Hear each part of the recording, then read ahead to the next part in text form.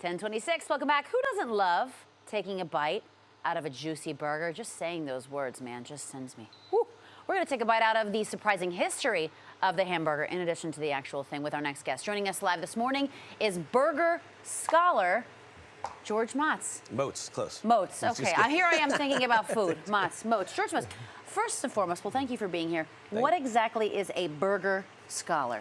It's someone who knows a lot about hamburgers, and that's me. How do you receive that badge of honor? Decades, literally over 2 decades of studying, research, doing a lot of work on the road, talking to people, actually caring. Just caring about hamburgers really is a great way to become a burger scholar. That's fascinating. What piqued your interest? Were you at a cookout as a little kid and you're like, man, this is a great cheeseburger? How did you get into this world, the business of hamburgers, if you will? I've always loved hamburgers, and I was out in LA, but I was in my 20s, many years ago. All right. And I went to a place called the Apple Pan, and I realized that the hamburger was so much more than just meat, cheese, buns. It was actually, there was an experience to be had. Wow. And I had that experience for the first time at the Apple Pan.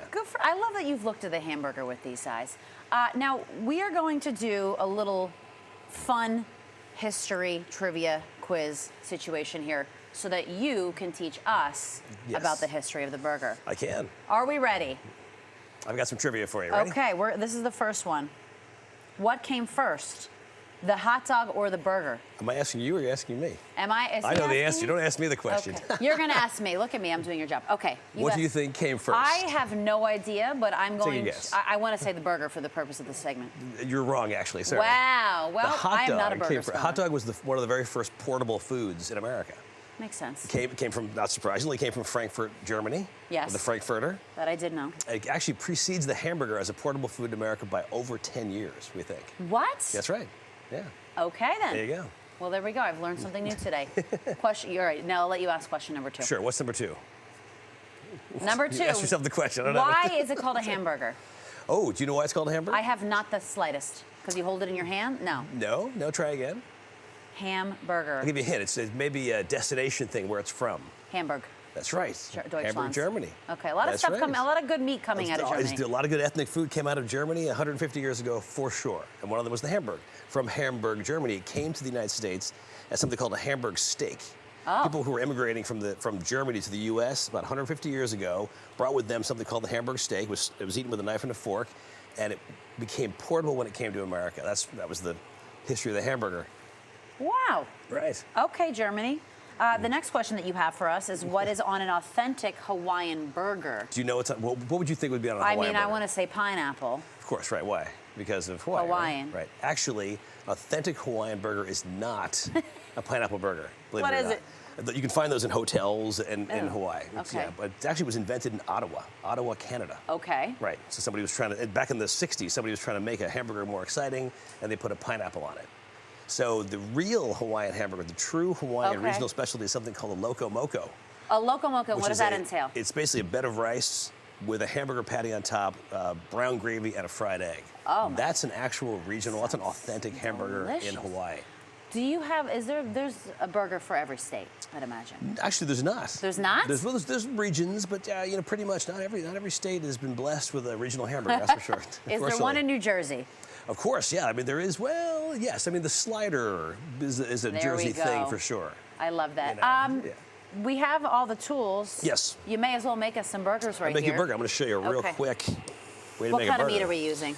I just use pure chuck. Pure chuck? It is just chuck. It's 75-25 chuck.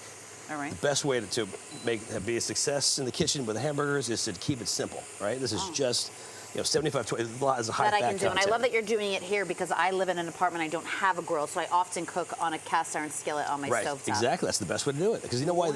All the fat stays with the burger.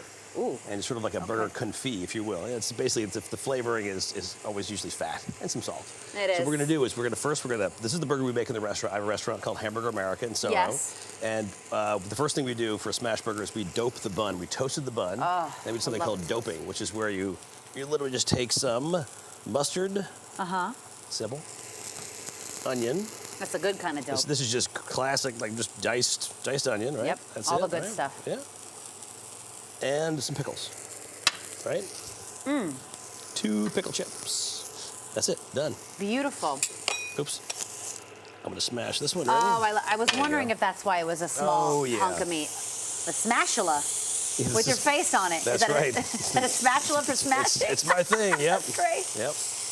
I did not invent this method. This method is the original hamburger method. This goes back to the dawn of the hamburger. Oh my gosh. I feel like there's a place by me that does this in Jersey City. Yeah, that's true. Yeah, so Jersey actually does have a lot of places that do this still. Okay. It's amazing. So we're doing it right. You're doing it right for sure, yeah. Oh, I love this so much. And how long does this whole business take to cook? This takes a matter of minutes. Matter of minutes? Maybe 2 minutes total. I'm gonna While do it. we're doing this, then, while we're waiting for him to cook, tell us about the new book, the latest book. The latest book is a cookbook. It's an update of my regional American hamburger cookbook. So the idea is that, you know, there's so many great burger books out there, but a lot of them are about toppings. My book is about method. It's about how to make like actual authentic regional American hamburgers, like things like the butter burger, the green chili cheeseburger, burgers that actually require a little bit of history and like the region. So there's obviously, you know, the butter burger comes from Wisconsin because there's so much great butter in Wisconsin. The butter burger, yeah, oh my God. It's a book that is not about toppings, it's about method. I cannot imagine the fat content in the butter burger.